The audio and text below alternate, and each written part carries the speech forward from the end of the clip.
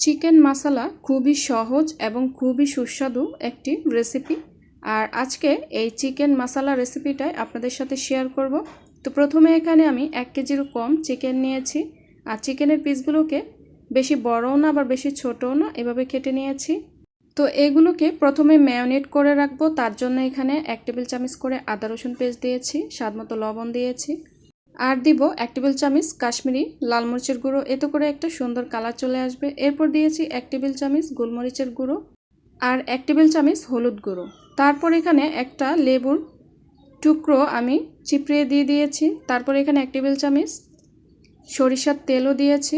তো এগুলোকে আধ ঘন্টার জন্য ম্যারিনেট করে রেখে দেব। অন্যদিকে কড়াইয়ে সরিষার তেল ঢেলে এখানে দিয়ে দিব 2টা তেজপাতা, তারপর দিব গোটা মশলাগুলো, লং, এলাচি, দারচিনি, আর দিয়ে দিব 3টা শুকনো মরিচ। এগুলো একটু ভালো করে ভাজা ভাজা করে নিয়ে দিয়ে দিব এখানে 1 কাপের কম পেঁয়াজ।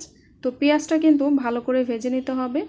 এ পর্যায়ে দিয়ে দিব 1.5 টেবিল চামচ আদা বাটা, 1.5 টেবিল চামচ রসুন বাটা।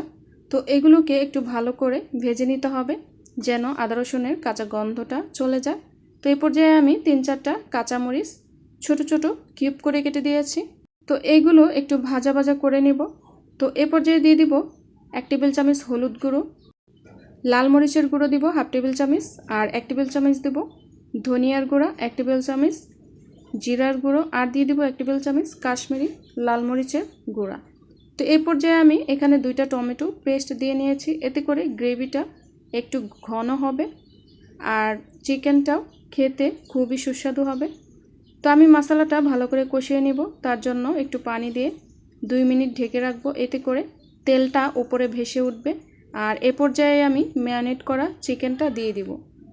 তো চিকেনটা ভালো করে কষিয়ে নিতে হবে, আর এটা কিন্তু দাঁড়িয়ে থেকেই করতে হবে, না হলে মশলাটা পুড়ে যাবে আর খেতে ভালো লাগবে না। তো এই পর্যায়ে চিকেনটা কষানো হয়ে গেলে আমি এখানে টক দই দিয়ে দিব। আর টক দইটা দিলে চিকেনটা অনেকটা জুসি হয় আর খেতেও অনেক অনেক টেস্ট হয়। তো আমি লবণটা দিতে ভুলে গিয়েছিলাম, এই পর্যায়ে লবণটা দিয়ে দিব আর দিয়ে দিব পরিমাণ মতো পানি, জাস্ট চিকেনটা সিদ্ধ হওয়ার জন্য। তো অলমোস্ট রান্নাটা কিন্তু কমপ্লিট হয়ে গিয়েছে।